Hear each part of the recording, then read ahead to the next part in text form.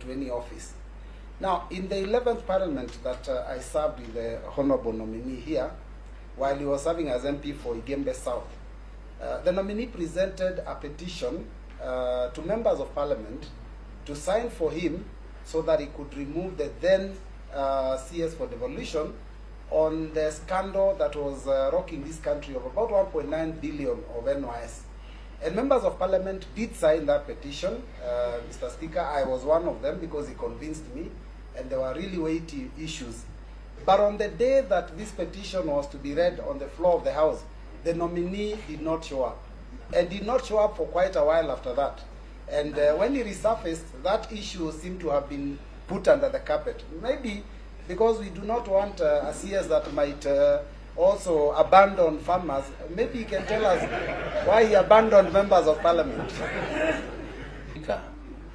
Those that were in that Parliament, when all this happened, I came to the chamber and rose on a point of order under personal statements. And I documented every step that took place, what went on, who called who, where that letter was signed from, and that matter isn't. Unless if it's, if you allow, Mr. Speaker, I can mention. You know, Mr. Speaker, this country, you allow me to explain the circumstances. Go ahead. Mr. Speaker, for those that have never known, you see, when a gun is put on your head,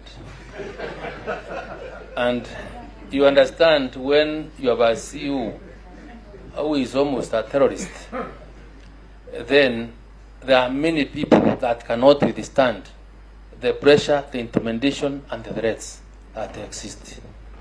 I can tell you the letter to withdraw was signed. To withdraw the motion? Yes. Was drafted by one J. Muturi.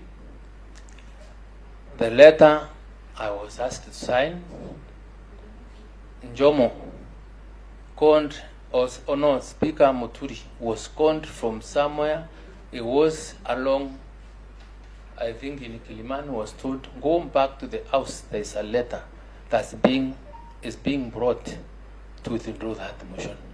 Jomo Gishaka, past 8 o'clock, delivered the letter to the then Speaker, J. Muturi.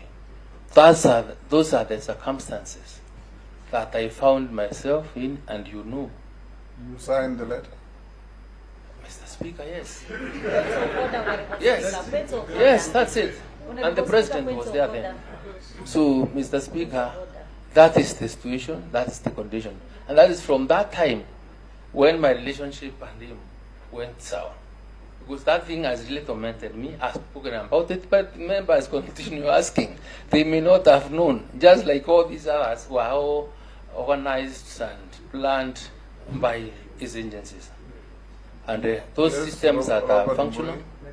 Thank you, Chair. I didn't want to disturb. I wanted to wait for him to finish, but when Wanonyonyi did, I thought maybe at this point I need to clarify that on the question I had asked, and this has to go on record, Chair, that on the day that this petition was to be presented to Parliament, it was not withdrawn, Mr. Speaker. It was on the order paper, but what happened is that the nominee did not show up. So that is a report that was in the House. That is what is unanswered. It was called out, and he wasn't there to move it. So I wanted that to be clear so that, you know, for the record. Thank you, Chair. Mr. Speaker, I am not trying to defend myself, but he knows at what time, in most cases, the order papers are out. I've seen the Speaker was called very late in the night, and the letter was taken to him. So I was not in charge of the Secretariat of Parliament or how that got it there. But that is the truth, and I can always also go back to check the answer, what I recorded that particular time.